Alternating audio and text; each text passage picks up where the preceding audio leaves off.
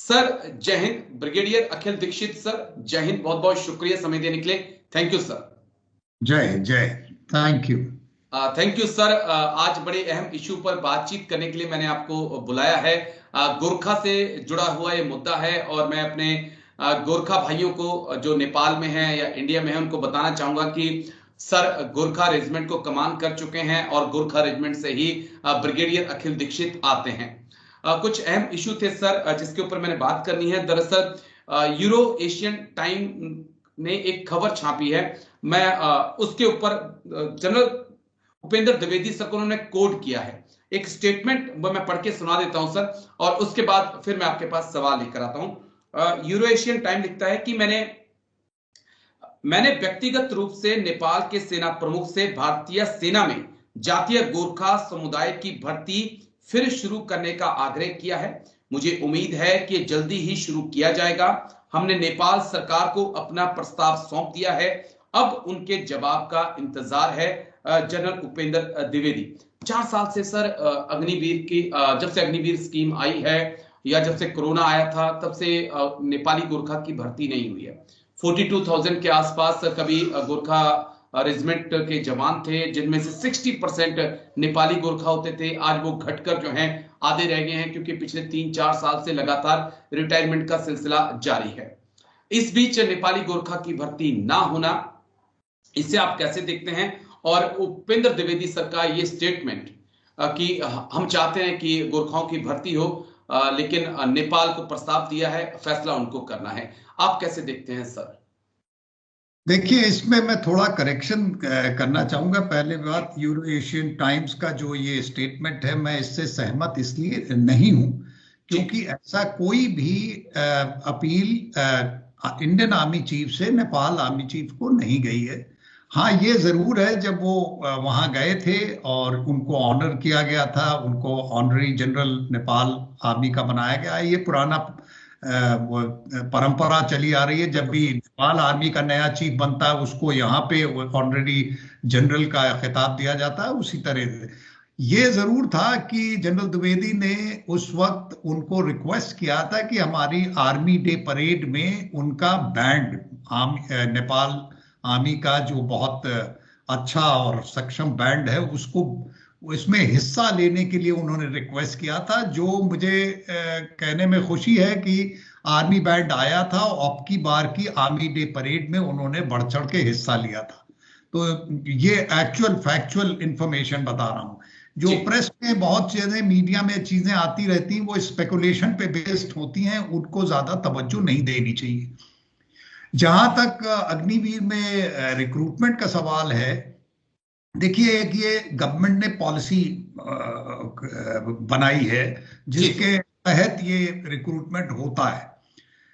अगर थोड़ा बैकग्राउंड में अगर जाएं तो देखिए, इंडिया जब 1947 में एक ट्राइपार्टाइट एग्रीमेंट हुआ था, जिसकी हिसाब से करीब 10 बटालियंस में से 10 रेजिमेंट्स में, गुरखास की 10 रेजिमेंट्स में 4 रेजिमेंट जो है वो ब्रिटिश आर्मी को ज्वाइन किया था उन्होंने, जो कि डिप्लॉयड थी हांगकांग में, सिंगापुर में और इंग्लैंड में। और 6 ऐसी रेजिमेंट थी जो कि इंडियन आर्मी को ज्वाइन किया था जिन्होंने। ये एक एग्रीमेंट के मुताबिक था। और क्योंकि जब ब्रिटिश वापस जा रहे थे तो ब्रिटिशर्स, तो उन्होंने ये एग्रीमेंट के मुताबिक इनको रिक्रूटमेंट रखा था। और उस रिक्रूटमेंट के मुताबिक जितने भी वो है रूल्स एंड रेगुलेशन जो किसी भी इंडियन स्टेट के होते हैं, उसके मुताबिक नेपाल आर्मी के स्टेट के जो रिक्रूट होते थे उनके लिए भी थे। अगर नेपाल का कोई नागरिक इंडियन आर्मी में अफसर बन जाए तो वो अफसर में अगर वो काबिलियत के मुताबिक अपने वो इंडियन आर्मी का चीफ तक बन सकता है। बहुत से लेफ्टिनेंट जनरल हैं अभी इंडियन आर्मी में जो रहे हैं, जो रिटायर हुए हैं, जो वो नेपाल के रहने वाले हैं, जो ऊपर के ओहदे तक हमेशा पहुंचे। तो ऐसा कोई भेदभाव कभी ना रहा है, ना कभी रहेगा। रिक्रूटमेंट जो अभी भी हो रहा था नेपाल में, किसी पे, चाहे आप यूपी के रहने वाले हों, चाहे आप तमिलनाडु के, बंगाल के, कहीं के हों, और चाहे आप नेपाल के रहने वाले, पॉलिसी सबके लिए बराबर रही है हमेशा। इंडियन आर्मी ने कभी भी मना नहीं किया कि अग्निवीर में नेपाल के जो यंग लोग हैं जो उसमें हिस्सा लें, रिक्रूटमेंट करें के लिए आए या ना आए। ये एक नई जो सरकार आई नेपाल की, प्रचंड जो है उसके उस वक्त वो जब प्राइम मिनिस्टर थे, उन्होंने एक पॉलिसी निकाली कि अग्निवीर हमको मंजूर नहीं है, और उन्होंने एक अपने यहाँ से स्टेट पॉलिसी निकाल दी कि हमारे यहाँ के कोई भी ट्रूप्स जो जवान हैं वो अग्निवीर के तहत इंडियन आर्मी ज्वाइन नहीं करेंगे। तो ये नेपाल ने बंदिश लगाई है, इंडिया ने कभी ना बंदिश लगाई थी, ना अभी भी आज के दिन भी ऐसी कोई बंदिश नहीं है। ये आपको मैं क्लैरिफाई करना।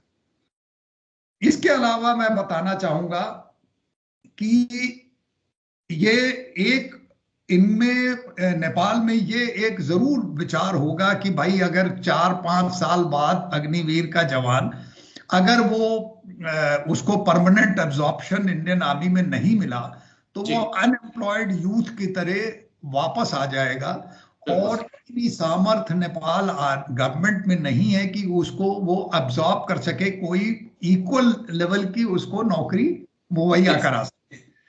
ये उनकी बात से मैं सहमत हूं, इस तरह की परेशानी उनके विचार में होगी, ये मैं मानता हूं। तो इसके लिए थोड़ा इंडियन गवर्नमेंट को भी थोड़ा विचार करना चाहिए कि किसी तरह से ये लोग, जैसे इंडियन डोमिसाइल के लिए लेटरल इंडक्शन अवेलेबल है, जैसे पैरामिलिट्री फोर्सेस में जा सकते हैं, जैसे नेपाल का जो डोमिसाइल है उसके लिए भी कुछ ऐसा विचार करना चाहिए कि उसको भी लेटरल इंडक्शन का एक तरह का वो मिले, अपॉर्चुनिटी मिले, जिससे कि माफी के साथ बीच में टोक रहा हूं, आप ये कहना चाह रहे हैं कि भारत सरकार कुछ ऐसा करे ताकि जो सीआरपीएफ में 10% कोटा अग्निवीरों को दिया जा रहा है उसमें हमारे जो नेपाली भाई हैं, जो गोरखास हैं नेपाली, वो भी इनरोल हो सकें। सर मैं और चीजों को क्लियर करना चाहूंगा। मैं तो कहूंगा इस 10% में भी नेपाल के जो वो हैं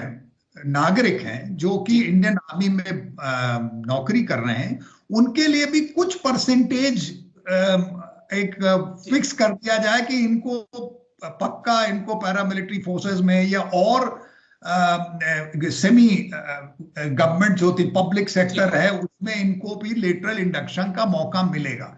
और इसके लिए सरकार से गवर्नमेंट टू गवर्नमेंट बातचीत होनी चाहिए जिससे कि कोई इसका रास्ता निकाला जा सके। और जहां तक कि अदरवाइज गुरखास का बारे में है, मैं तो कहूंगा अभी भी रिक्रूटमेंट हो रहा है, नेपाल डोमिसाइल से नहीं हो रहा है, तो इंडियन जो डोमिसाइल है जो कि धर्मशाला के हैं, दार्जिलिंग के हैं, शिलोंग के हैं, देहरादून के हैं और गढ़वाल पूरे एरिया के रहने वाले, वो काफी तादाद में रिक्रूटमेंट होता है उनका।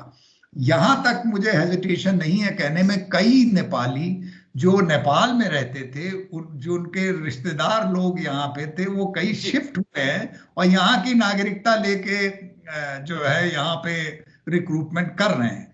तो ये जो एक सिचुएशन क्रिएट हुई है, इसको आसानी से सुलझाया जा सकता है। पहल ताली दो हाथ से बचती है, एक से नहीं बचती है। लेकिन जब गोरखा की बात करते हैं तो मेरे जहन में अक्सर मानिक साहब सर आ जाते हैं। उनकी एक स्टेटमेंट जिसका आप भी हमेशा जिक्र करते हैं कि अगर कोई ये कहे कि मुझे मौत से डर नहीं लगता, या तो वो झूठ बोलता है या फिर वो गोरखा है। और गोरखा की लगातार स्ट्रेंथ कम होती इंडियन आर्मी में, इसका क्या असर होगा? सर मैं आपसे बहुत एग्री करता हूं कि इंडियन गोरखाओं की भर्ती की जा रही है, लेकिन आपके पास फिर वो ऑप्शंस कम हैं। आपको जब आप नेपाली गोरखा और इंडियन गोरखा को मिलाकर भर्ती करते हैं तो आप क्रीम को चुनते हैं। आज वो हालत होगी कि आपको दूध भी चुनना पड़ेगा फिर तो। नहीं, ऐसा नहीं है। देखिए, इंडियन मसाइल हो चाहे नेपाल, गुरखास होते हैं और मेरी ये कमजोरी रहे, मैंने 35 साल उनके साथ गुजारे हैं और मैं नेपाल में ट्रैक पे जाके कई आंचल, स्टेट को वो लोग आंचल बोलते हैं, तो मैं पैदल रिमोट एरियाज में जाके रह चुका हूं, उनके परिवारों के उनके घरों में रह चुका हूं। मेरे ओपिनियन में Gurkha can do no wrong. Okay. और दे आर वेरी, सॉरी अंग्रेजी में बोलने लगता हूं मैं नहीं, कोई कि इशू नहीं, बोलिए सर। आज हमारे गोरखा भी पढ़े लिखे हैं। गोरखा गोरखा से अच्छे सोल्जर्स, मे बी आप इसको बायस्ड ओपिनियन कह सकते हैं, इससे अच्छे कोई, इससे ब्रेव, इससे अच्छे फाइटर्स आपको कहीं नहीं मिलेंगे। और चाहे किसी भी हालात में हो वो पीछे नहीं हटते हैं, और बहुत अच्छा, मुझे तो उन पे बहुत अभिमान है, बहुत भरोसा है। तो मेरे हिसाब से ये रिजॉल्व होना चाहिए दोनों देशों के बीच में। और ये जरूर आप प्लीज रियलाइज करिए, हम लोगों की इंडिया जी और नेपाल के ताल्लुकात इस सन 47 से नहीं बने हैं। जी ये पुश्तैनी है हमारा, चाहे धार्मिक संबंध हो, जी ट्रेडिशंस हो, और हर प्रकार से एक ही रहन सहन, एक ही खान पान, एक ही तौर तरीके। बिल्कुल, हमें तो, मैं जाता हूँ नेपाल, जा चुका हूँ, आने जाने में कोई बंदिश नहीं है, एक ही देश की तरह है दोनों। और बहुत ज्यादा मित्रताएं, शादियां हो रखी हैं इधर के लोगों बिल्कुल की सर। और उधर की इस तरफ। तो जहां तक मेरा सवाल है, कई बार मैं सुनता हूं स्ट्रेटेजिक प्रॉब्लम हो जाएगी, कोई स्ट्रेटेजिक प्रॉब्लम नहीं होगी। मेरे हिसाब से हमारे संबंध, चाहे कोई भी आसपास का देश तोड़ने की, खराब करने की कोशिश करे, इन फ्यूचर भी कभी नहीं कर पाएगा। ग्रांट करिए, परिवार में दो लोगों के बीच में, दो भाइयों के बीच में थोड़ा मनमुटाव कभी कभी हो जाता है, छोटी छोटी प्रॉपर्टी जी के सिलसिले में। लेकिन जब, कहावत है ना, जब when chips are down only blood brothers stand with you.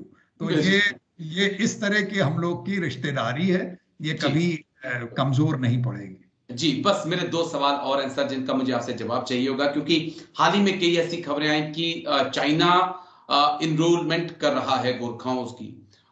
हम इन खबरों की पुष्टि नहीं कर सकते हैं, लेकिन ये खबरें लगातार आ रही हैं, और ऐसी भी खबरें आई हैं कि कई नेपाल आर्मी के जो वॉरफेयर स्कूल्स हैं उसके अंदर चाइनीज आर्मी के पीएलए के कोई मेजर जनरल्स और रिक्रूटमेंट के उनके जो ऑफिसर्स हैं वो वहां तक भी पहुंचे हैं। तो क्या ये एक चिंता का सबब भारत के लिए हो सकता है कि अगर आप इनको इनरोल नहीं करते हैं तो गोरखा तो जॉब चाहिए, वो पीएलए जा सकते हैं, वो एक बड़ा ऑप्शन है, और युआन की वैल्यू भी रुपए से बहुत ज्यादा है सर। ये देखिए, ये मैंने भी ये सुना है कि चाइना की कोशिश है कि किसी तरह से उनको रिक्रूट किया जाए। तो अब मशीनरी के तौर पे आप किसी को भी कहीं भी नौकरी मुहैया करा सकते हैं, लेकिन उसके इमोशंस को इतनी आसानी से आप बदल नहीं सकते हैं जब वो हष्ट पुष्ट अडल्ट बन चुका हो। जी ये बात, अब जैसे इसी बात को मैं ले जाऊंगा, अगर नॉर्थ वियतनाम के जो लोग हैं, कुछ सुना था मैंने, यूक्रेन में रशिया की तरफ से लड़ रहे हैं, जी जी मशीनरी की तरह आप इस्तेमाल कर रहे हैं, लेकिन उसका जो रहन सहन, विचारधारा है, वो जो बचपन से उसने जो north Korea. North north Korea. Korea, sorry north Korea, north Korea. जो उसकी परवरिश नॉर्थ कोरिया में हुई है, उसकी वो विचारधारा उस पे डिपेंडेंट है। वो जब बड़ा हो गया, 20-25 साल का बच्चा, उसको आपने, अडल्ट हो गया, उसके बाद आप उसको इस एज मशीनरी इस्तेमाल कर सकते हैं, लेकिन उसके बेसिक फाइबर को कभी आप चेंज नहीं कर सकते हैं। वो जो उसकी विचारधारा, उसको चेंज नहीं कर नहीं सकते। कर सकते। तो इस बात से अलार्म बहुत होने की जरूरत नहीं है, कि मुझे नहीं लगता कि इस तरह से, किसी तरह से नेपाल की तौर तरीके, विचारधारा, या उसकी जो पब्लिक है उसकी ओपिनियंस को, या उसकी जो प्रेम भाव है इंडिया की तरफ, उसको बदली किया जा सकता है। जी बस एक आखिरी पॉइंट, क्योंकि बस एक ही सवाल में दो सवाल मेरे छुपे हुए हैं, कि एक तो सर आपने कोई गोरखा रेजिमेंट को आपने कमांड किया, वो कौन सी गोरखा रेजिमेंट थी, और गोरखा के साथ जुड़ा हुआ एक ऐसा इंसिडेंट जिसे ब्रिगेडियर अखिल दीक्षित हमेशा याद रखते हैं और मुस्कुराते हैं कि यार उस दिन ये हुआ था। देखिए, ऐसे तो एक नहीं, कई इंसिडेंट्स हैं, कई जी जी हैं। और हमने कई बार इंडो पाक बॉर्डर पे साथ में रहे, पोस्टों में मैं कंपनी कमांडर भी रहा हूँ, जहाँ पे मेरे ही सूबेदार साहब जो हैं, उन्होंने, वो, उनसे मैं एडवाइस लेता था, वो ज्यादा काबिल थे, वो 71 की लड़ाई लड़ चुके थे, तो उनके एक्सपीरियंस ज्यादा था। और इसके अलावा जैसे जो काउंटर इंसर्जेंसी ऑपरेशंस बहुत से जंगल नंगल में किए हैं नेपाल कश्मीर में, वहां पे भी जब फायरिंग होती है असलियत आदमी की तब पता चलती है जब दाहिने बाएं आपके गोलियां चल रही हों, और तब वो आदमी कैसे रिएक्ट करता है। उस हिसाब से मैं डिटेल्स में कोई स्पेसिफिक इंसिडेंट नहीं बताना चाहूंगा, बट ये जरूर कहूंगा कि उस वक्त अगर आपको एक आदमी जो खड़ा दिखाई देगा वो आपका एक गुरखा सोल्जर होगा। बहुत से मैंने देखे हैं कावर्डाइज इन फेस ऑफ एनिमी दिखाते हुए। एक गुरखा सोल्जर जी हैं जो या तो मारेगा या मरेगा, वो दाहिने बाएं जो है बीच का रास्ता नहीं देता है। एक इंसिडेंट जरूर बता सकता हूं। एक हमारे जब मैं पल्टन कमांड कर रहा था तो कश्मीर वैली में, जगह नहीं बताऊंगा, चलो जगह भी बता देता हूँ, एक निगली नाला है बाबा ऋषि के पास से, वहां से वो एक पेट्रोल, हमारे वर्किंग पार्टी थी लेकिन वहां पे बिना हथियार के नहीं चलने की कोई वो इजाजत नहीं थी, तो वो लोग एक शॉर्टकट लेके नाले के थ्रू वापस जा रहे थे। Okay sir. और उस वक्त उनको ये नॉर्मली जब टेररिस्ट इन्फिल्ट्रेट करते हैं तो एक आदमी उनसे थोड़ा आगे चलता है जिससे कि वो लुकआउट मैन की तरह। तो इन लोगों ने, सिर्फ ये लोग 7 लोग थे जिन्होंने, एक हवलदार था और 6 जवान थे, इन्होंने फौरन नाले में पोजीशन ली और वो लोग को उनको आने दिया। जब वो आ गए उनको इन्होंने इनकाउंटर में 6 टेररिस्ट मारे। और सिर्फ जो सोल्जर थे, ये वर्किंग पार्टी थी जिसमें एक हवलदार और 6 जवान थे, तो 7 लोगों ने 6 जो टेररिस्ट थे उनको मारा।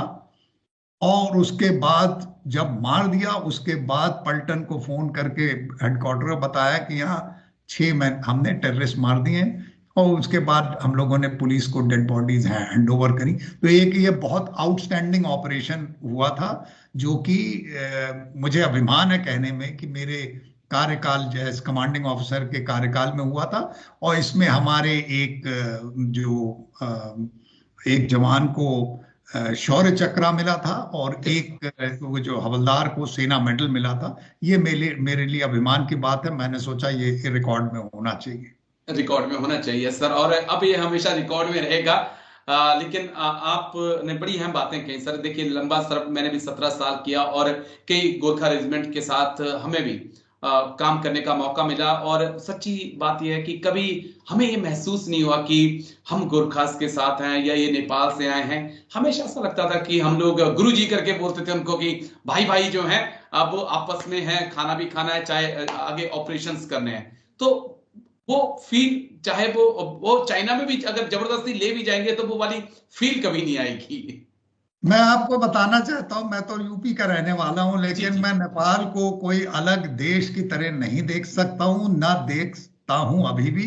और मेरा बहुत ज्यादा एक प्रेम भाव है नेपाल के साथ, और कई बार हम नेपाल विजिट पे जा चुके हैं और आगे भी जाते रहेंगे जब तक वो हमको बिल्कुल हाथ जोड़ के कहने आप आना बंद कर दीजिए, वो कभी कम नहीं होगा। कभी कम नहीं होगा। लेकिन चलिए, बहुत बहुत शुक्रिया ब्रिगेडियर अखिल दीक्षित सर, आप आज आए और इतनी बारीकी से आपने तमाम बातें रखी। Thank you sir. जय हिंद। Thank you sir. जय गोरखाली सर। Thank you. जय गोरखा।